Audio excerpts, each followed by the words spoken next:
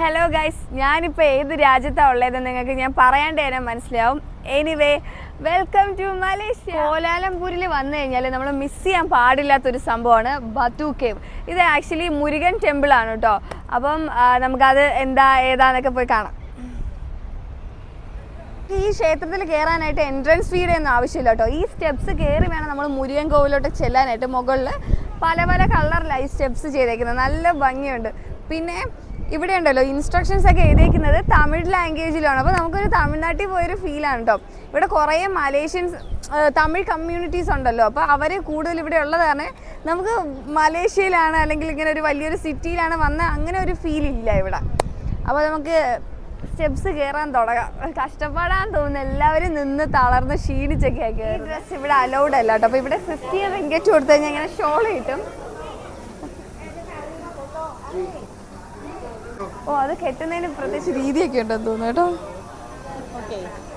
ഞാൻ കുറച്ച് സ്റ്റെപ്സ് ഇങ്ങനെ കയറി കേട്ടോ. അപ്പോഴത്തേനും ഇവിടുത്തെ വ്യൂ നല്ലതാണ്. നമ്മുടെ നാട്ടിലെ ക്ഷേത്രത്തിൽ എല്ലാ ദേവന്മാരും ഇവിടെ ഉണ്ട് കേട്ടോ.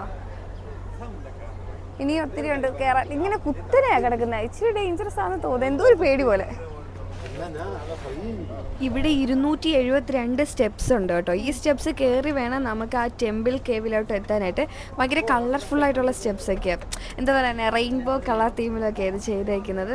പക്ഷേ ദൂരെ നിന്ന് നോക്കുമ്പോഴേട്ടോ അതിൻ്റെ ഭംഗി അറിയാൻ പറ്റുന്നത്. ഇവിടെ മുമ്പ് സ്റ്റെപ്സ് ഒന്നും ഇല്ലായിരുന്നു. 1920 വുഡൻ സ്റ്റെപ്സ് ഉണ്ടാക്കിയത്. സ്റ്റെപ്സ് ഇങ്ങനെ കുറച്ച് കയറി വരുമ്പോഴത്തേനും ഡാർക്ക് കേവ് എന്ന് പറഞ്ഞിട്ടൊരു സംഭവം ഉണ്ട് കേട്ടോ.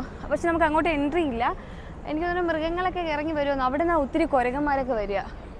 പക്ഷെ ആ മുകളിലോട്ട് കാണാൻ നല്ല രസമുണ്ട്, ആ പാറക്കെട്ട്.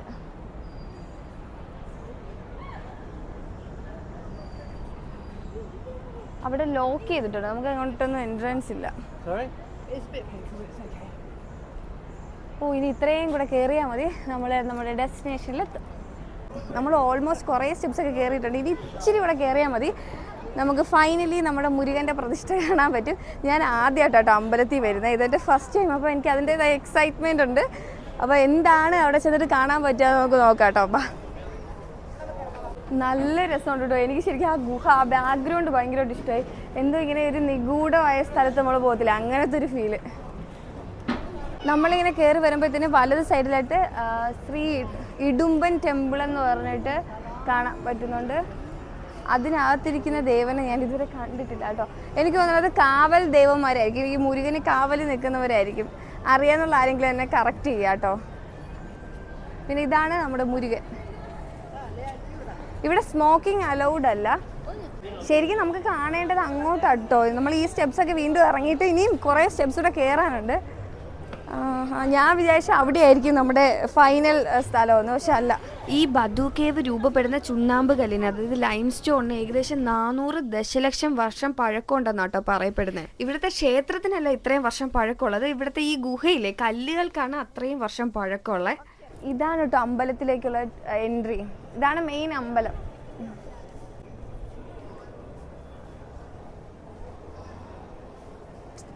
നമ്മുടെ നാട്ടിലൊക്കെ കാണുന്ന ആ ടിപ്പിക്കൽ ടൈപ്പ് തന്നെ കേട്ടോ ഉള്ളിൽ. 1860 തുടക്കത്തിൽ ചൈനീസ് കുടിയേറ്റക്കാർ അവരുടെ പച്ചക്കറി കൃഷിക്ക് വളമൊക്കെ ശേഖരിക്കാനായിട്ട് ഗ്വാനോ എന്ന് പറയുന്ന ഒരു സംഭവം ഖനനം ചെയ്യാൻ വേണ്ടിയിട്ടാണ് അവർ ഈ ഗുഹയിലോട്ടൊക്കെ വന്നിരുന്നത് കേട്ടോ. അങ്ങനെയാണ് ഇത് കുറച്ചൊക്കെ പ്രശസ്തമായത്.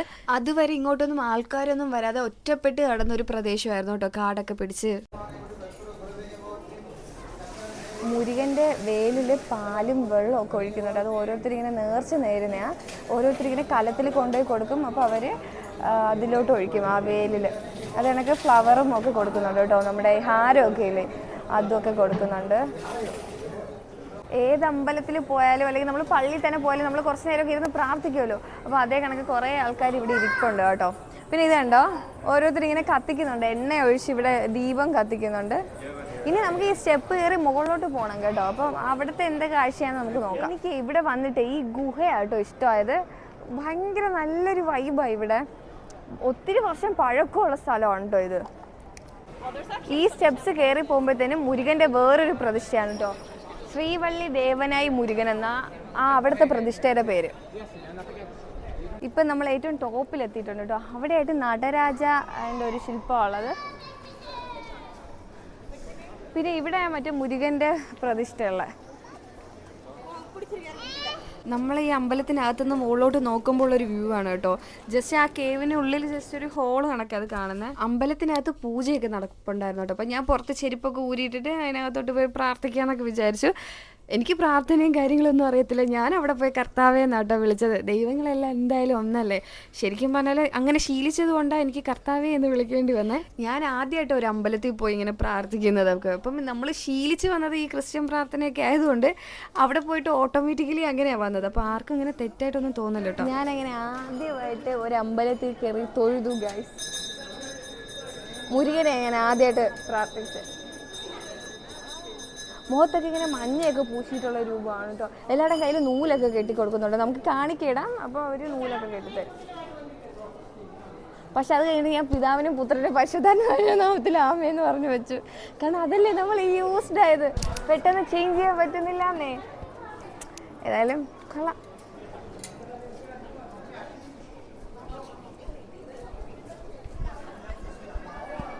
അങ്ങനെ നമ്മുടെ ബത്തു കേവൊക്കെ നമ്മൾ കണ്ടു കഴിഞ്ഞു കേട്ടോ. എൻ്റെ ആദ്യത്തെ ഒരു എക്സ്പീരിയൻസ് ആണ് ഇങ്ങനെ അമ്പലത്തിലൊക്കെ വരുന്നതും തൊഴുന്നതും ഒക്കെ.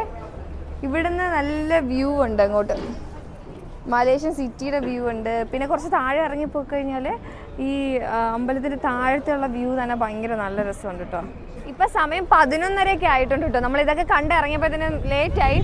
നല്ല വിശപ്പുണ്ട്. അപ്പോൾ ഇവിടെ നല്ല പ്യുവർ വെജിറ്റേറിയൻ ഫുഡ് കിട്ടുമെന്നാണ് അവിടെ കാണിച്ചേക്കുന്നത്. അപ്പം നല്ല ദോശയൊക്കെ കിട്ടുമെന്നാണ് എൻ്റെ ഒരു പ്രതീക്ഷ. നല്ല മണം വരുന്നുണ്ട്.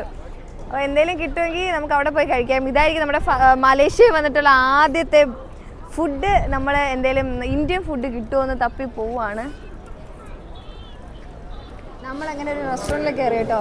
ഇവിടെ വടയുണ്ട്, ഇഡ്ഡലിയുണ്ട്, ഇവിടെ ദോശയ്ക്ക് ദോശ എന്നാട്ടോ പറയുന്നത്. അപ്പോൾ ഞാൻ ഒരു മസാല ദോശ ഓർഡർ ചെയ്തു. പിന്നെ ഇവർക്ക് വേണ്ടിയിട്ട് ഒരു വട സെറ്റ് ഓർഡർ ചെയ്തു. പിന്നെ അത് അവർക്ക് വേണ്ടിയിട്ട് ഒരു പൂരി സെറ്റ് ഓർഡർ ചെയ്തു.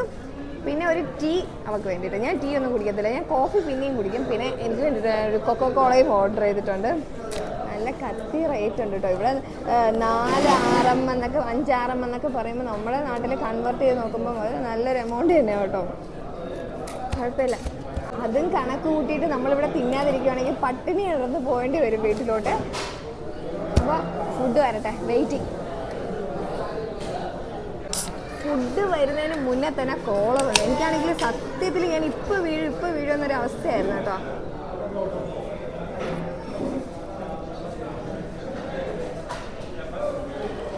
ഒരു ആശ്വാസമായി. ഇനി പതിയെ ഫുഡ് വന്നാലും കുഴപ്പമില്ല, വെയിറ്റ് ചെയ്യാം. അതൊക്കെ വേണോ? നമ്മൾ ഓർഡർ ചെയ്ത പൂരിയും കിഴങ്ങ് കറിയും പിന്നെ മസാല ദോശയും വന്നിട്ടുണ്ട് കേട്ടോ. വലിയ പൂരിയായത്. അതിൻ്റെ കൂടെ ചട്നീസൊക്കെ ഉണ്ട്.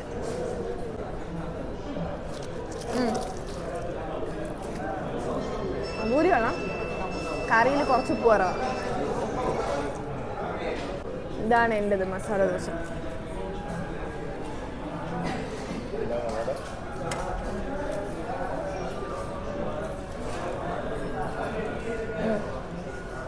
മസാല ദോശക്കകത്തുള്ള ഫില്ലിങ്ങും പൂരിയുടെ കൂടെ നമുക്ക് തന്നില്ല കറിയും, അത് സെയിമാണ്.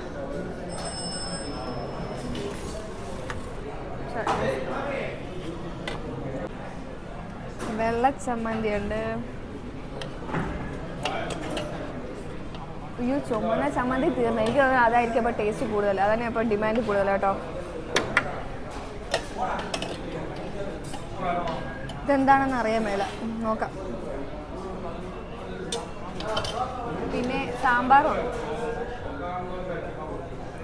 സാമ്പാറിന് നല്ല ചൂടുണ്ട് കേട്ടോ. വട എങ്ങനെ ഉണ്ടോ നോക്കാം. വട തണുത്തുപോയി.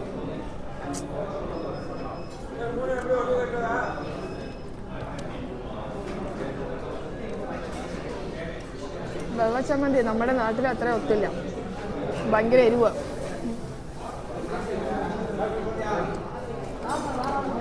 ചുമന്ന ചമ്മന്തി കൊള്ളാം, അതുകൊണ്ട് അത് പെട്ടെന്ന് തീർന്ന. ചായയൊക്കെ വലിയ ഗ്ലാസ്സിലാണ്.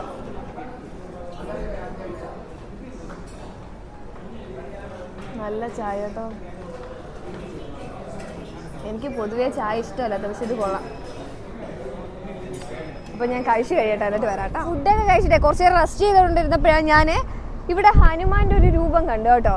അപ്പം ആ ഹനുമാനെ തപ്പി ഇങ്ങോട്ട് വന്നപ്പോഴത്തേന് ഇവിടെ ഗരുഡൻ്റെ ഒരു നല്ലൊരു വലിയ രൂപമുണ്ട്. നല്ല ഭംഗിയുണ്ട് കേട്ടോ, ഭയങ്കര നല്ല ഫിനിഷിങ്ങിൽ ചെയ്തിരിക്കുന്ന ഒരു രൂപമാണ്.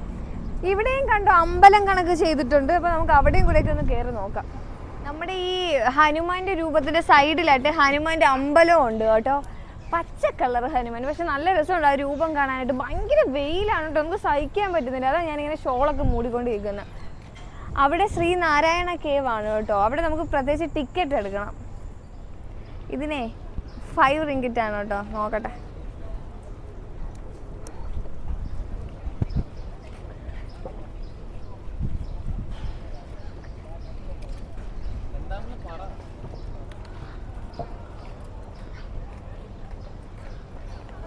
തണുപ്പായതുകൊണ്ട് നല്ല ഫ്രഷ്നെസ് ഉണ്ട്, പക്ഷേ എനിക്ക് ടേസ്റ്റ് ഇഷ്ടപ്പെട്ടില്ല. പിന്നെ നമുക്ക് ഈ ഹനുമാൻ്റെ ഈ സൈഡിൽ കൂടെ അങ്ങോട്ട് പോയി കഴിഞ്ഞാൽ റെയിൽവേ സ്റ്റേഷനിൽ എത്തുമെന്നാണ് പറഞ്ഞത്. അപ്പോൾ നമുക്ക് ട്രെയിൻ കയറിയിട്ട് KL സിറ്റിയിലോട്ട് പോകാമെന്നാണ് വിചാരിക്കുന്നത്. എന്നിട്ട് അവിടെ പോയിട്ട് നമുക്ക് തീരുമാനിക്കാം എവിടെ പോകണം. ഡ്രസ്സൊക്കെ ഇനി വാഷ് ചെയ്താലേ ഇടാൻ പറ്റുള്ളൂ. അതുകൊണ്ട് ഞാൻ ഇവിടെ നിന്ന് ഒരു പാൻറ്റ് മേടിച്ചു കേട്ടോ. 10 റിങ്കിറ്റേ ഉള്ളൂ. നല്ലതാണെന്ന് തോന്നി, നല്ല ക്ലോത്താണ്. പിന്നെ ഇവിടെ തന്നെ ലെമൺ ജ്യൂസൊക്കെ ഇരിപ്പുണ്ട് കേട്ടോ. അപ്പോൾ ഞാൻ ഒരു ലെമൺ ജ്യൂസും പറഞ്ഞു.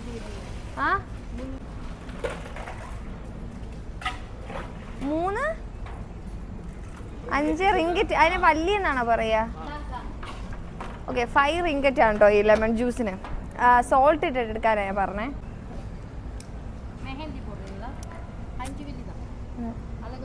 Willy means ringgit.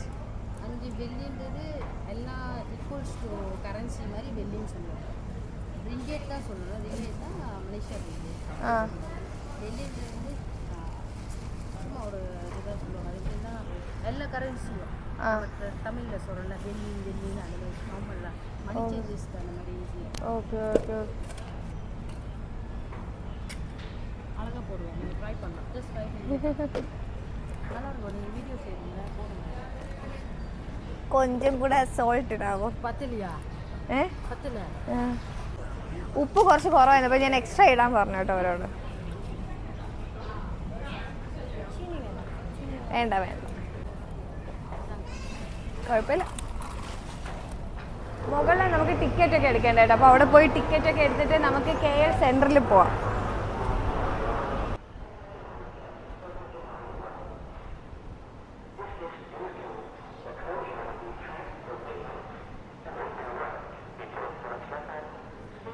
KL City Center 2. How much? 5. Is it?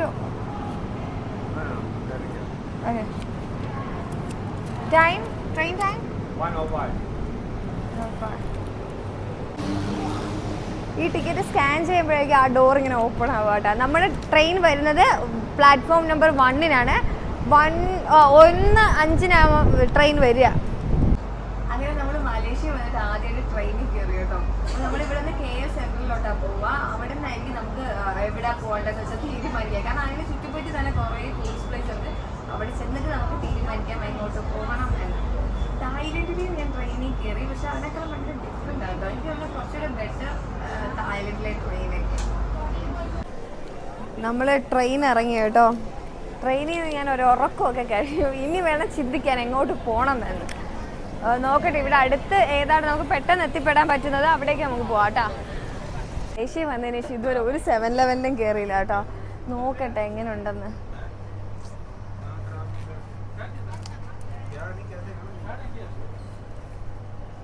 Creamy drink entirely different ആട്ടോ. തായ്ലൻഡിൽ കണ്ട സാധനങ്ങളൊന്നും അല്ല ഇവിടെ ഉള്ളത്.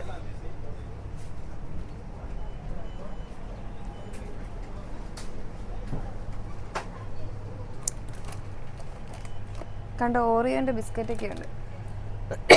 നബാട്ടി, ഇത് നമ്മുടെ നാട്ടിലുണ്ട് കേട്ടോ ഈ വേഫർ. പിന്നെ പ്രിങ്കിൾസും. ഇത് ഈ ഒരു ചെറിയ ബോട്ടിൽ വാട്ടർ മാത്രമേ ഇപ്പം ഞാൻ തൽക്കാലം മേടിക്കുന്നുള്ളൂ. ഇതിന് 2 റിങ്കിറ്റാണ് കേട്ടോ. അതായത് നമ്മുടെ നാട്ടിൽ എത്ര 15 ഏതായാലും 20 രൂപയുടെ അകത്ത് 17. ഓക്കെ, ഞങ്ങൾ ലിറ്റിൽ ഇന്ത്യ കാണാൻ പോവാന്ന് വിചാരിച്ചു കേട്ടോ. ഗ്രാബ് ബുക്ക് ചെയ്തിട്ടുണ്ട്. 7 റിങ്കിറ്റാണ് കേട്ടോ.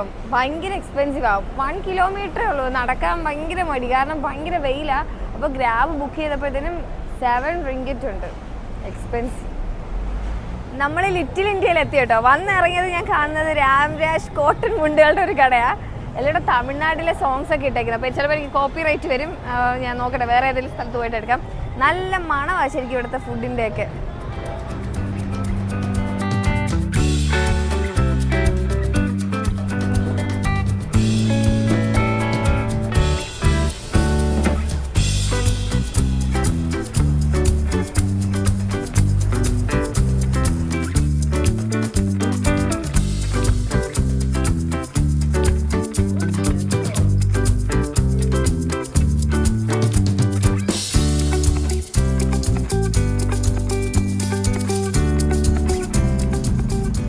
ശരിക്കും എനിക്ക് ലിറ്റിൽ ഇന്ത്യ എന്നല്ല തോന്നുന്നത്, ലിറ്റിൽ തമിഴ്നാട് എന്നാ തോന്നുന്നത്.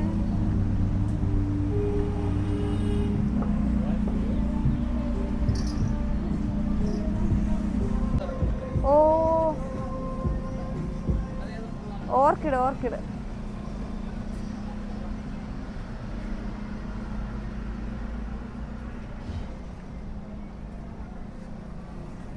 ഇതും കൊള്ളാം.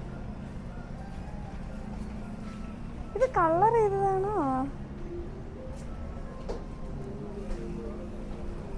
കണ്ടോ, ഇതുപോലുള്ള ആർച്ച് ഈ സൈഡിൽ അപ്പുറത്തെ സൈഡിൽ ഈ സ്ട്രീറ്റ് മൊത്തം ഉണ്ട് കേട്ടോ. കൈൻഡ് ഓഫ് നമ്മുടെ ഒരു തമിഴ്നാട് സ്റ്റൈല് കണക്കൊക്കെ എനിക്ക് തോന്നിയിരിക്കുന്നത്.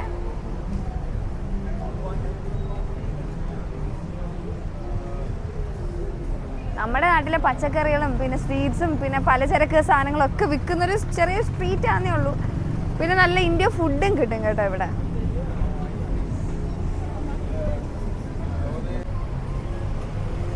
നമ്മുടെ സൗത്ത് ഇന്ത്യ ഫുഡൊക്കെ ക്രേവ് ചെയ്യുമ്പം ഇവിടെ വന്ന് കഴിക്കാവുന്നേ ഉള്ളൂ.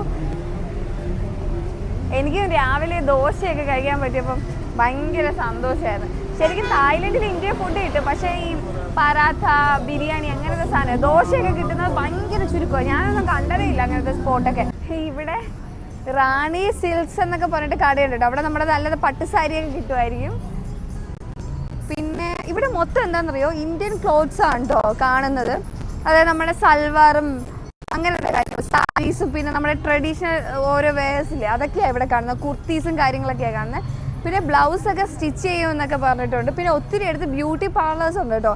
ത്രെഡിങ്ങും ഹെയർ കളറിങ്ങും ഹെയർ കട്ടിങ്ങും ഒക്കെ ചെയ്യണമെങ്കിൽ എനിക്ക് തോന്നുന്നു ഇന്ത്യൻസ് ഒക്കെ ഇവിടെ വന്നിട്ടൊക്കെ ആയിരിക്കും ചെയ്യുന്നത്. അവർക്ക് അഫോർഡബിൾ ആയിട്ട് ചെയ്യാൻ പറ്റുമായിരിക്കും. കരിക്കൊക്കെ വിൽക്കുന്നുണ്ട് ഇവിടെ. പിന്നെ കൂടുതൽ ഇങ്ങനെ കുഞ്ഞു കുഞ്ഞു സ്റ്റോൾസിൽ ഈ ഫ്രണ്ട് പോർഷനിലൊക്കെ ഇട്ടേക്കുന്നതൊക്കെ ഈ പഞ്ചാബി സ്വീറ്റ്സ് ഒക്കെ അല്ലേ, അതൊക്കെ മാത്രമേ ഉള്ളൂ ഈ നോർത്ത് ഇന്ത്യൻ്റെ ഭാഗത്തൊക്കെ ഉള്ളത് വരുന്നത്. ബാക്കി എല്ലാം ഈ സൗത്ത് ഇന്ത്യൻസിൻ്റെ സാധനങ്ങളാണ് കൂടുതലുള്ളത്. ഞാൻ ലിറ്റിൽ ഇന്ത്യയിൽ ഒരു 1/4 മണിക്കൂർ ചുറ്റി നടന്നതിൻ്റെ ഒരു അനുഭവം പറയട്ടെ. ശരിക്കും പറഞ്ഞാൽ നമ്മളൊരു സൗത്ത് ഇന്ത്യയിൽ പോയ ഒരു പ്രതീതിയാണ് കേട്ടോ. കൂടുതൽ വീഡിയോ എടുക്കാൻ പറ്റത്തില്ല, കാരണം എല്ലായിടും പാട്ടിട്ടേക്കുന്നതാണ്, കോപ്പി റൈറ്റ് വരും. പ്രത്യേകിച്ച് വേറെ ഒന്നുമില്ല, കുറച്ച് ഫ്ലവർ ഷോപ്പ്, പിന്നെ ഫുഡ് കഴിക്കാൻ കുറച്ച് സ്ഥലങ്ങളുണ്ട്, പിന്നെ ഡ്രസ്സസും ഓർണമെൻറ്റ്സ് ഒക്കെ മേടിക്കാനും അങ്ങനെയൊക്കെ ജുവലറീസ് ഒക്കെ ഉണ്ട് ഇവിടെ. ഞാൻ അതിലൊരു ജ്വല്ലറിയിൽ കയറി കേട്ടോ. ഞാൻ 3 ഗ്രാമുള്ള ഒരു മാലയാണ് നോക്കി, അതിന് 1700 റിങ്കറ്റ് അങ്ങാണ്ടാണ് വന്നേക്കുന്നത്. അത് കൺവേർട്ട് ചെയ്ത് നിങ്ങൾ നോക്കിക്കോ. പിന്നെ വലിയ സംഭവം എന്ന് പറയാനൊന്നും ഇല്ല ഇവിടെ. കുറേ ഷോപ്സും കാര്യങ്ങളും. ഈ നമ്മുടെ നാടൊക്കെ മിസ് ചെയ്യുന്ന ആൾക്കാർക്ക് വന്ന് കാണാം, അത്രേ ഉള്ളൂ. ഇവിടെയുള്ള ആൾക്കാർക്ക് നമ്മുടെ നാട്ടിൽ പോയൊരു പ്രതീതി ഉണ്ടാവും ഇവിടേക്ക് വന്നൊന്ന് ഹാങ് ഔട്ട് ചെയ്യാൻ ഇറങ്ങിക്കഴിഞ്ഞാൽ. പിന്നെ ഗൂഗിളിലൊക്കെ നമ്മൾ ലിറ്റിൽ ഇന്ത്യ എന്ന് പറഞ്ഞ് സെർച്ച് ചെയ്യുമ്പോൾ കിട്ടുന്ന പിക്ചറാണ് ഇത്. കുറച്ച് സ്ഥലമേ ഉള്ളൂ. ഞങ്ങൾ ഇവിടെ കൂടെ ഒരു 3-4 പ്രാവശ്യം അങ്ങോട്ടും ഇങ്ങോട്ടും നടന്നു. എല്ലാത്തിനും നല്ല റേറ്റ് ഉണ്ട് കേട്ടോ. നമ്മുടെ നാട് വെച്ച് കമ്പയർ ചെയ്യാൻ പറ്റത്തില്ല, ഭയങ്കര റേറ്റാണ്. മലേഷ്യ ഫുള്ള് എക്സ്പെൻസീവ് ആണ് കേട്ടോ. വാട്ടറിന് വരെ 2 റിങ്കറ്റ് ഉണ്ട്. അതായത് ഒരു റിങ്കറ്റിന് 17 രൂപയാണ് നമ്മുടെ ഇന്ത്യൻ മണി. അപ്പം 2 റിങ്കറ്റ് ആകുമ്പോൾ എത്ര രൂപയാണെന്ന് നിങ്ങൾ കൺവേർട്ട് ചെയ്ത് നോക്കിക്കോ. വലിയ സംഭവമായിട്ട് കാണണമെന്നൊന്നും ഞാൻ പറയത്തില്ല. ഇവിടെ വരണമെന്ന് ആഗ്രഹമുള്ളവർക്ക് ജസ്റ്റ് ഒന്ന് വന്ന് കറങ്ങിയിട്ട് പോകാം. ഒത്തിരി സമയം സ്പെൻഡ് ചെയ്യാൻ വേണ്ടിയിട്ടുള്ളതൊന്നുമില്ല. പിന്നെ ഫുഡ് കിട്ടും, സൗത്ത് ഇന്ത്യ ഫുഡ് കിട്ടും കേട്ടോ. അത് മലേഷ്യയിൽ ഒട്ടുമിക്കടത്തും കിട്ടും, കാരണം തമിഴ് കമ്മ്യൂണിറ്റി കൂടുതലാണല്ലോ ഇവിടെ. മലയാളം കമ്മ്യൂണിറ്റി ഉണ്ട് കേട്ടോ, കുറച്ച് ആൾക്കാർ. അത് ഞങ്ങൾ കഴിഞ്ഞ ദിവസം ഇങ്ങനെ യാത്ര ചെയ്ത് വന്നപ്പോഴാണ് കുറച്ച് മലേഷ്യൻ ആൾക്കാരെ കണ്ടു കേട്ടോ. അപ്പോൾ അതിൽ കുറച്ച് പേർക്ക് മലയാളം അറിയാം, പക്ഷെ അവർക്ക് ഇന്ത്യയിൽ വന്നിട്ടേ ഇല്ല. പക്ഷേ മലയാളം കമ്മ്യൂണിറ്റി ആൾക്കാർ കുറച്ച് പേര് ഇവിടെ ഉണ്ടെന്നാണ് പറഞ്ഞത്. വളരെ ചുരുക്കമേ ഉള്ളൂ. അങ്ങനെയൊക്കെ ആൾക്കാരെല്ലാം കുഴപ്പമില്ല, ഫ്രണ്ട്ലിയാണ്. കാര്യങ്ങളൊക്കെ ചോദിക്കുമ്പോൾ പറഞ്ഞു തരുന്നുണ്ട്. അതേ കണക്ക് നമ്മളെ പറ്റിക്കുന്നുമുണ്ട് കേട്ടോ. എൻ്റെ പറ്റിക്കൽ വിശേഷങ്ങളെല്ലാം ഞാൻ പിന്നെ ഒരു ദിവസം ഇടാം വീഡിയോ ആയിട്ട്. അപ്പോൾ അത്രയേ ഉള്ളൂ. ഇത് അവിടെ ഹോട്ടൽ ഗ്രീൻ വേ എന്നൊക്കെ പറഞ്ഞിട്ടൊരു ഹോട്ടലൊക്കെ ഉണ്ട്, ഇന്ത്യൻസിൻ്റെ ആയിരിക്കണം. ഇനി നോക്കട്ടെ, നമുക്ക് എന്തെങ്കിലും നല്ല ഇന്ത്യൻ ഫുഡ് കഴിക്കാൻ പറ്റുമെങ്കിൽ നോക്കാം. രാവിലെ ഇന്ത്യൻ ഫുഡ് തന്നെയായിരുന്നു, ഉച്ചയ്ക്കും ഇന്ത്യൻ ഫുഡ്. മിക്കവാറും മലേഷ്യയിൽ നിന്ന് പോകുമ്പോൾ ഇന്ത്യൻ ഫുഡ് കഴിച്ചിട്ടായിരിക്കും പോവുക. മലേഷ്യ ഫുഡ് ട്രൈ ചെയ്യണമെന്നൊക്കെ ആഗ്രഹമുണ്ട്, നോക്കട്ടെ കേട്ടോ. നമ്മളിവിടെ ഒരു ഇന്ത്യൻ റെസ്റ്റോറൻറ്റിൽ കയറി കേട്ടോ. അപ്പം ബിരിയാണിയും ഫിഷ് ഫ്രൈയും ബീഫ് റോസ്റ്റും ഉണ്ടോ. ഇത് നമ്മുടെ സെൽഫ് സർവീസാണ്, നമുക്ക് സ്വന്തമായിട്ട് പോയി നമുക്ക് വേണ്ടുന്നുള്ള ക്വാണ്ടിറ്റിയിലെടുക്കാം. വെജിറ്റേറിയൻസിന് അവിടെ, നോൺ വെജിറ്റേറിയൻസിന് ഇങ്ങനെ സെപ്പറേറ്റ് ചെയ്തിട്ടുണ്ട്. നോക്കട്ടെ.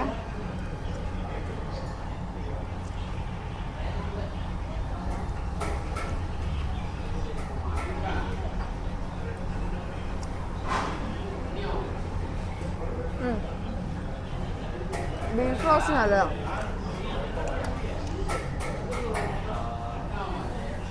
കുഴപ്പമില്ല.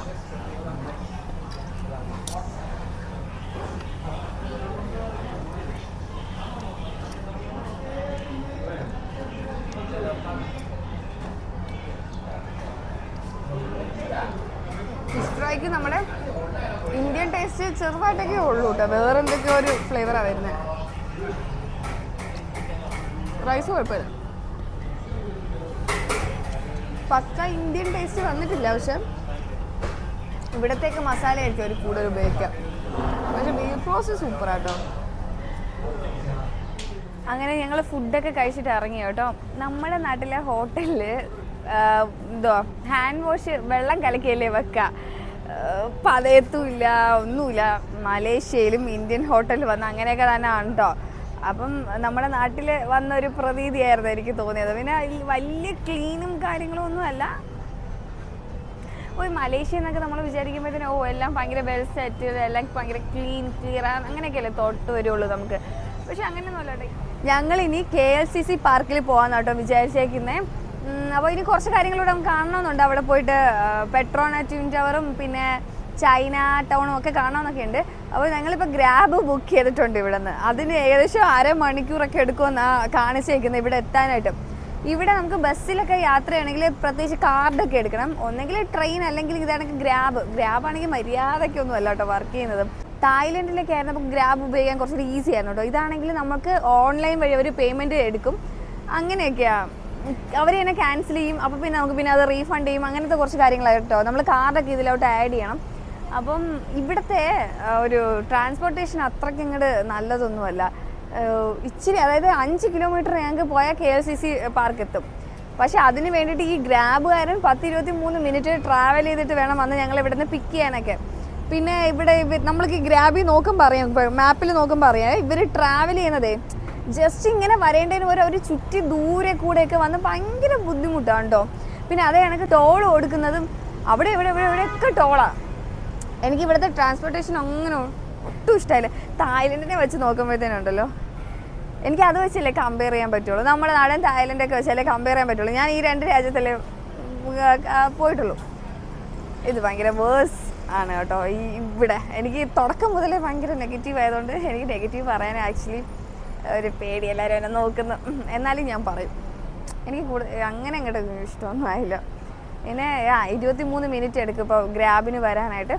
അപ്പോൾ ഇനി ഞങ്ങൾ KLCC പാർക്കിലായിരിക്കും പോവുക. അത് കഴിഞ്ഞിട്ടായിരിക്കും ഞങ്ങൾ ബാക്കിയുള്ള കാര്യങ്ങളൊക്കെ നോക്കുക. അപ്പോൾ ഇന്നത്തെ വീഡിയോ ഞാൻ ഇവിടെ വൈൻഡപ്പ് ചെയ്യുവാണ്.